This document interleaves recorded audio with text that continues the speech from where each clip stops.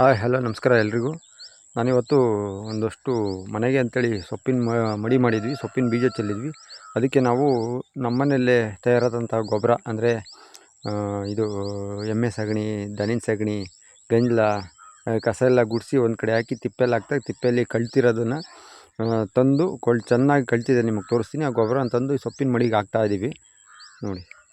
ನೋಡಿ ಇದೇ ಗೊಬ್ಬರ ಈ ತಿಪ್ಪೆಯಿಂದ ತಂದುಬಿಟ್ಟು ಈ ರೀತಿ ಚೆಲ್ತಾ ಇದ್ದೀನಿ.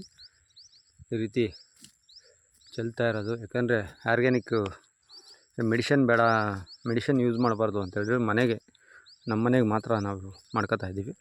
ಈ ರೀತಿಯಲ್ಲಿ ಯಾರೆಲ್ಲ ಮನೆಯಲ್ಲಿ ಗೊಬ್ಬರ ಇಟ್ಕೊಂಡಿದ್ದೀರ ಈ ರೀತಿ ಗೊಬ್ಬರ ಚೆಲ್ತಾ ಇದ್ದೀನಿ. ನೀವು ಈ ರೀತಿ ಮಡಿ ಮಾಡ್ಕೊಂಡು ಚೆಲ್ಬೋದು. ಗೊಬ್ಬರ ಚೆಲ್ಕೊಂಡು ಮನೆಗೆ ಏನು ಬೇಕೋ ಅದನ್ನು ಬೆಳ್ಕೋಬೋದು, ಬೆಳ್ಕೊಳ್ಳಿ ಅಂತ ಹೇಳ್ತೀನಿ. ಯಾಕಂದರೆ ಇವತ್ತು ಆರೋಗ್ಯದ ದೃಷ್ಟಿಯಿಂದ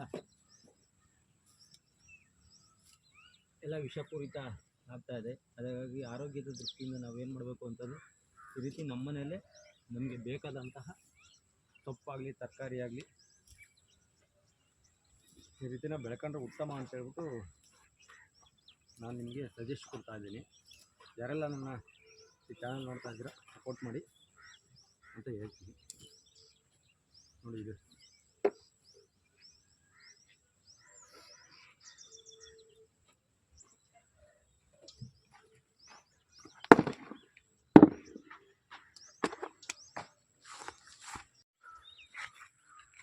ಇಷ್ಟು ಸೊಪ್ಪಿನ ಮಡಿ ನೀವೇ ನೋಡ್ತಾ ಇದ್ದೀರಾ.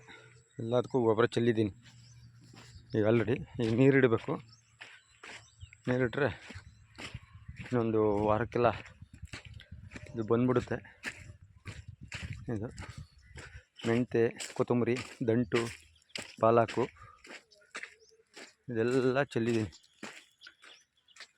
ನೋಡ್ಬೋದು ನೀವು. ನೀರಿಡ್ತೀವಿ ಈಗ.